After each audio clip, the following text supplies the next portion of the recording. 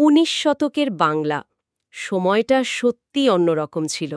আর সেই সময়ের প্রেক্ষাপটে দাঁড়িয়ে বঙ্কিমচন্দ্র চট্টোপাধ্যায় লিখেছিলেন তার প্রথম ইংরেজি উপন্যাস রাজমোহনস ওয়াইফ। হুম। আর আমরা আজ সেটারই একটা বিখ্যাত বাংলা অনুবাদ সজনীকান্ত দাশের করা সেটার গভীরে যাব। হ্যাঁ, নির্দিষ্ট করে বললে এর নবম পরিচ্ছেদটা নিয়ে কথা বলবো, যার শিরোনাম বেশ ইন্টারেস্টিং, মিলনে বিরহের সূচনা। শিরোনামটা আসলেই গভীর, মানে মিলনের ভিতরেই কোথাও যেন একটা বিচ্ছেদের ছায়া। এই পরিচ্ছেদটা তো আসলে ১৯ শতকের ওই সামাজিক চাপ আর ব্যক্তিগত অনুভূতির একটা দারুণ সংঘাতের জায়গা। ঠিক তাই, মানে কঠোর নিয়মকানুনের মধ্যে দুটো মানুষের যে ভেতরের টানাপোড়েন, যে চাপা আবেগ, সেটা কিভাবে একটা নাটকীয় মুহূর্তে ফেটে পড়ছে সেটাই দেখব। আর আমাদের আজকে আলোচনার ফোকাসটাও ওখানেই, মানে মাতঙ্গিনী আর মাধবের ওই তীব্র মানসিক টানাপোড়েন, ওদের সম্পর্কের জটিলতা। আর ওই সময়ের যে সামাজিক বাধা, তার সামনে দাঁড়িয়ে ব্যক্তিগত অনুভূতির প্রকাশটা কতটা অসহায় অথচ কি তীব্র, সেটা বোঝার চেষ্টা করব।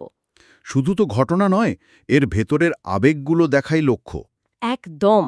কিভাবে দেখুন, একটা কৃতজ্ঞতা জানানোর মুহূর্ত খুব সাধারণ একটা ব্যাপার, হুম। সেটাই কত দ্রুত একটা ব্যক্তিগত সংকট, একটা আবেগের বিস্ফোরণের দিকে চলে যাচ্ছে। এটা শুধু গল্পের একটা অংশ ভাবলে হবে না। ঠিক। এটা ওই সময়ের নারীর অবস্থান, তাদের অনুভূতির জগতেরও একটা ছবি তুলে ধরে। তাহলে চলুন শুরু করা যাক ওই কৃতজ্ঞতার মুহূর্তটা দিয়েই। মাধব মৃত্যুর মুখ থেকে ফিরেছে, সে মাতঙ্গিনীকে ধন্যবাদ জানাচ্ছে তার জীবন বাঁচানোর জন্য। হ্যাঁ, মাধব যখন তার স্ত্রী হেমাঙ্গিনী আর মাতঙ্গিনীর সামনে কথাটা বলছে, তার বলার ধরনটা বেশ শান্ত, কিন্তু আন্তরিকতাটা স্পষ্ট। বলছে, তুমি আমার জন্যে যা করেছ তা কি আমি ভুলতে পারি? মানে কথায় হয়তো সবটা আসছে না, কিন্তু তার চোখে মুখে সেই ঋণ স্বীকারটা বোঝা যাচ্ছে, একটা শান্ত স্বীকারোক্তি। কিন্তু ঠিক এর পরেই কিন্তু পরিস্থিতি পাল্টাতে শুরু করে। ঠিক। আর মাতঙ্গিনীর প্রতিক্রিয়াটা দেখুন, সে কিন্তু ধন্যবাদটা নিজের জন্য নিচ্ছে না, না, একেবারেই না। সে ওটাকে যেন ভবিষ্যতের জন্য রাখতে চাইছে, তার বোন হেমাঙ্গিনীর জন্য। হ্যাঁ, বলছে যে যদি কখনো মাধব হেমের ওপর রাগ করে, বিরক্ত হয়, তখন যেন আজকের দিনের কথা, মাতঙ্গিনীর এই কষ্টের কথা মনে করে ক্ষমা করে দেয়। এটা আপাত দৃষ্টিতে খুব নিঃস্বার্থ মনে হতে পারে, কিন্তু এর গভীরে কি অন্য কিছু আছে? মানে নিজের জীবনের অনিশ্চয়তা? এই প্রশ্নটা আসলেই ভাবায়। সে কি নিজের জীবনের দুঃখ বা সম্পর্কের জটিলতা দেখেই বোনের জন্য এই সুরক্ষা চাইছে? এটা তার চরিত্রের একটা গভীর দিক। আর এরপরই আমরা দেখি তার মধ্যে একটা চলে যাওয়ার তাড়া। হ্যাঁ, কৃতজ্ঞতার পর্বটা শেষ হতে না হতেই সে ফেরার জন্য ব্যস্ত হয়ে পড়ে। মাধব তো অবাক, স্বাভাবিকভাবেই। সে অনুরোধ করছে অন্তত সকাল পর্যন্ত থেকে যেতে, বলছে হেম কতদিন পরে তোমায় দেখেছে। আরও কিছুক্ষণ থাকলে সে কত খুশি হবে, এই আর কি। এমনকি পালকিতে করে নিরাপদে বাড়ি পৌঁছে দেওয়ার কথাও বলে। তখনকার দিনে এটাই তো স্বাভাবিক ছিল সম্ভ্রান্ত পরিবারের মহিলাদের জন্য। কিন্তু মাতঙ্গিনী না করে দেয়, খুব বিষণ্ণভাবে, প্রায় ভেঙেই পড়ে যেন। বলে, সে সুখ আমার কপালে নেই ভাই, আমাকে যেতেই হবে। এই কথাটার মধ্যে অনেক ওজন, তাই না? অনেক। শুধু প্রস্তাব ফেরানো নয়, এটা যেন তার জীবনেরই একটা অপ্রাপ্তির কথা। এই সামান্য সুখটুকু তার জন্য নয়। আর সবচেয়ে বড় কথা, তাকে ফিরতে হবে একা, রাতের অন্ধকারে হেঁটে। যেটা শুধু কষ্টকর নয়, ওই সমাজে একজন মহিলার জন্য রীতিমতো বিপজ্জনক আর নিন্দারও বটে। মাধব তো কারণ জানতে চাইবেই, কৌতূহল হয়, জিজ্ঞাসা করে তার জানতে কি কোনো বাধা আছে। মাতঙ্গিনী তখন একটু ইতস্তত করে, লজ্জা কষ্ট মেশানো একটা দ্বিধা। সরাসরি কারণটা বলে না। শুধু স্বামীর রাগের ভয় দেখায়। কিন্তু কেন এত রাগ, কি এমন হয়েছে, সে বিষয়ে কিন্তু একদম চুপ। এখানেই রহস্যটা ঘনীভূত হচ্ছে।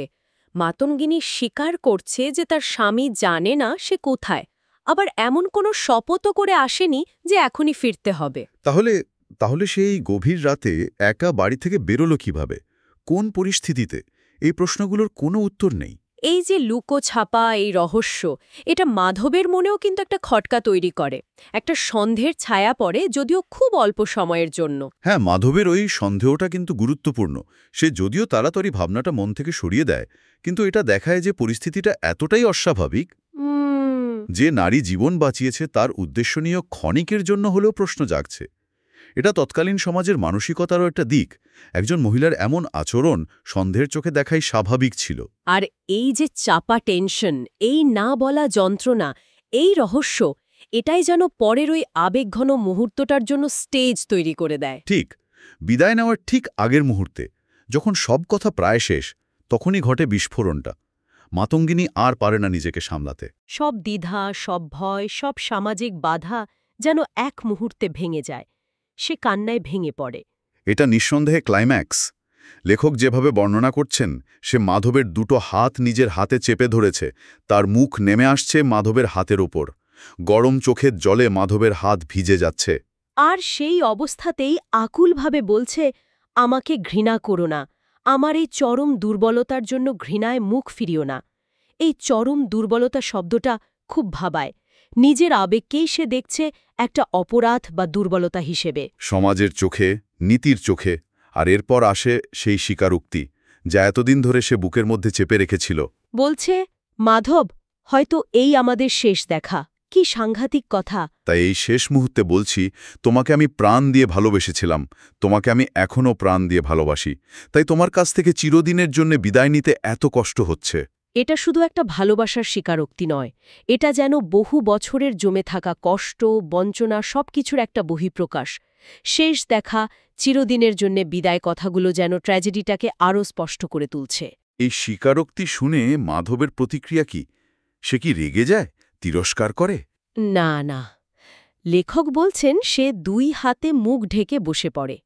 তার নিজের চোখ থেকেও জল পড়ছে।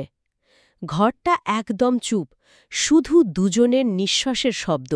মাধবের এই নীরব কান্নাটাও কিন্তু কম কথা বলে না। এটা কি শুধুই মাতঙ্গিনীর জন্য সহানুভূতি, নাকি তার নিজের ভেতরেও কোনো চাপা অনুভূতি নড়ে উঠেছে? যখন সে মুখ তোলে, তার কথায় সহানুভূতি আছে, কিন্তু একই সাথে একটা কঠিন বাস্তবতার সুরও আছে। সে মাতঙ্গিনীর কষ্টটা বুঝছে, স্বীকার করছে যে সে অনেক সহ্য করেছে, ত্যাগ করেছে। কিন্তু তারপরেই বলছে এই চিন্তা মন থেকে মুছে ফেলতে, সব ভুলে যেতে। এখানে মাধবের ভেতরে দ্বন্দ্বটা পরিষ্কার।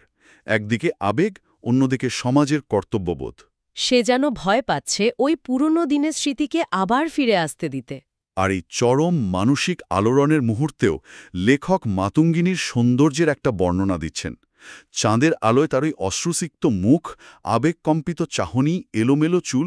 হ্যাঁ, মাধবের চোখে সেটা নাকি পৃথিবীর সবচেয়ে সুন্দর দৃশ্য। এই বর্ণনাটা কি শুধু বাইরের রূপের, নাকি এটা তার ভেতরের যন্ত্রণা আর বাইরের সৌন্দর্যের একটা ট্র্যাজিক কম্বিনেশন? আমারও তাই মনে হয়। তার রূপটাই যেন তার কষ্টটাকে আরও তীব্র করে তুলছে। একটা জ্বালা, কপালে জ্যোতি। লেখক বলছেন এটা ভেতরের অনুভূতিরই প্রকাশ। মাধবের চোখে সে যেন দেবীর মতো, কিন্তু দুঃখিনী দেবী। এই উপলব্ধিটা মাধবের ওই ঐক্যদ্যবোধ আর ব্যক্তিগত টানাপোড়েনের দ্বন্দ্বকে হয়তো আরও জটিল করে তোলে। এরপর মাতঙ্গিনীর মধ্যে একটা অদ্ভুত পরিবর্তন আসে। ওই উথাল-পাথাল ভাবটা কমে গিয়ে একটা শান্ত, প্রায় পাথরের মতো গাম্ভীর্য চলে আসে। লেখক বলছেন এই শান্তিটা আনন্দের নয়, এটা যেন একটা অবশ্যম্ভাবী পরাজয়কে, একটা নিয়তিকে নীরবে মেনে নেওয়া। সে যেন তার আবেগের চূড়ায় পৌঁছে আবার কঠিন বাস্তবে নেমে এসেছে। এই শান্তভাবটা কি এক ধরনের ক্লান্তি, অবসাদ, নাকি একটা স্থির সিদ্ধান্ত? সে কি বুঝে গেছে যে এই পথে এগোনোর আর উপায় নেই? মাধবের কথাই তাকে বাস্তবে ফিরিয়ে আনে। সে কিছুটা কাঁপা গলায়, কিছুটা যেন তিরস্কারী সুরে বলে, এ কি করলে তুমি? সে মনে করিয়ে দেয় পুরনো দিনের কথা, যখন তারা ছোট ছিল, যখন হয়তো এই অনুভূতির শুরু। তখনও তারা কর্তব্যের পথ থেকে সরেনি, সেই ভুল তারা করেনি। মাধবের যুক্তিটা কিন্তু খুব ধারালো। সে বলছে, সেই কাঁচা বয়সেই যদি সংযম দেখিয়ে থাকে, তাহলে এখন জীবনের এত অভিজ্ঞতার পর এই পাপচিন্তা মনে আনা কি ঠিক? সে সরাসরি বলছে, মন থেকে এই পাপ দূর করে দাও মাতঙ্গিনী। আমরা পরস্পরকে ভুলে যাই, দূরে দূরে থাকে। এই পাপ শব্দটা খুব স্ট্রং। হ্যাঁ, এটা তাদের সম্পর্কটাকে সরাসরি সামাজিক আর নৈতিক কাঠামোর মধ্যে ফেলে বিচার করছে। আর এই শব্দটাই যেন মাতঙ্গিনীকে পুরো বাস্তবে ফিরিয়ে আনে। সে সোজা হয়ে দাঁড়ায়, তার মধ্যে একটা নতুন দৃঢ়তা আসে। লেখক বলছেন সে যেন নিজের সাথে একটা কঠিন লড়াই করে এই সিদ্ধান্তে পৌঁছায়। সে বলে, তাই হোক, মানুষের মন যদি চেষ্টা করে ভুলতে পারে তাহলে আমিও ভুলব, তোমাকে আমি ভুলে যাব।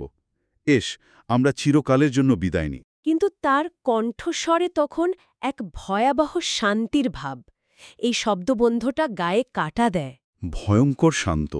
সে ভুলে যাওয়ার কথা বলছে, কিন্তু তার বলার মধ্যেই যেন সেই প্রতিজ্ঞা পালনের অসম্ভাবতা লুকিয়ে আছে।